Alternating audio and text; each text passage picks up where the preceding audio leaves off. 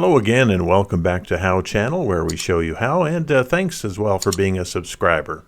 Today we're going to be looking at how to put text behind an object. Now this is a really great effect that you're going to learn to love as you work with it. There's a lot of creative things you can do with text behind an image or an object in live or still video. Now as you can see, I have a still image here, and we have a tree here by the ocean on the beach, and what we're going to try and do is we're going to try and get a word to come and go behind the tree and make its way across. So in order to do that, the first thing you want to do, of course, is you need some text. You need a word. So I'm going to go here to the T tool for text. You just click anywhere on the screen, and then I'm just going to write in a word here.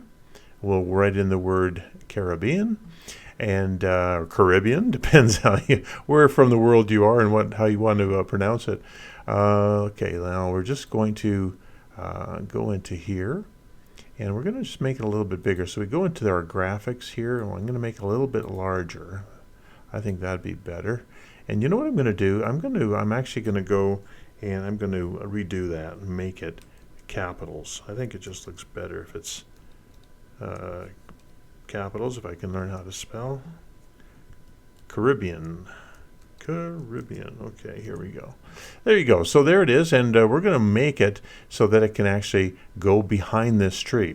I think it would look a little bit better though if we had some shadow on the letters. Different ways you can do that, but what I'm going to do is I'm just going to put in just do a search for shadow, and here it says drop shadow. I'm going to bring that right down here and plunk it right onto my text, and there you can see you have a bit of shadow. I'm going to make that just a little bit bigger with the direction tool under drop shadow, so I'm just going to effect that a little bit just to see what we're doing here. We're going to make it a little bit bigger with direction, actually distance. I think distance would be better. There it is. There, it sort of looks like it's tilted towards you a little bit.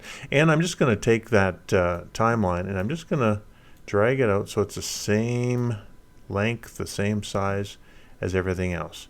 Now here's the trick to it. In order to get this text behind that tree, you obviously have to have some way to have another tree. So the trick there is to basically just go to your image, and we're just going to do a Control C.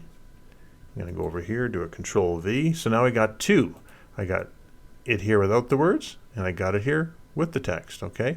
But what I'm going to do is I'm going to grab this one here, and I'm just going to lift it up and over top like that. So we have one layer of the tree, then we have the word Caribbean, and then we have another layer of the tree. And what you want to do is you want to try and effect it now so that we can get that word Caribbean to show up behind the tree. And in order to do that, we're going to go up to our effects here again, and we're just going to type in the word color key, and there you see there's the effect color key, and we're going to left click on that and drag it right on over to the top layer here, and we're going to just let go, and there you can see the effects controls have it there as color key. Now what you have to do is you have to say, I know that the Caribbean is going to be behind the tree, so you grab that little eyedropper, and you keep holding your left click down so that you can pull it over, and then you bring it right over to the color that you're going to have behind the tree. So this is the blue sky there, and then I just let go, and that little box comes up. Now what you do is you go down here again to your color tolerance, and look what happens here when you change the values. All of a sudden there it arrives, and you can make it go behind that cloud, I guess, but we're going to make it go behind the tree, and there you go, it's kind of behind the tree. But we need to, of course, move that, so we're going to click here on the timeline where it says Caribbean and go to our position and scale. Yeah, we'll make it a little bit bigger. Okay, we're going to bring it down. Look at that. So what we're going to do now is we're going to take it all the way. I'm going to have it come in from the right, so I'm going to take it off. Actually, we're going to go to the beginning of the timeline, roughly to the beginning. And that's the point where I want it to be off screen, so we're going to bring that over there. And then I go over here and I just click on position and scale on the stopwatches. That puts in my keyframes here so that I know that it's going to be locked in. And then I go to the end where I want it to go all the way across the screen. And then I just bring it up and I bring it all the way over. I want it to end there.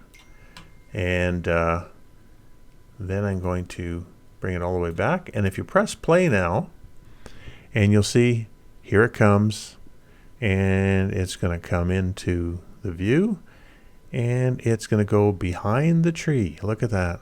Isn't that a great effect? You can kind of see it through the leaves there, and it's coming all the way out. But to me, I like it, but it could be a little bit quicker.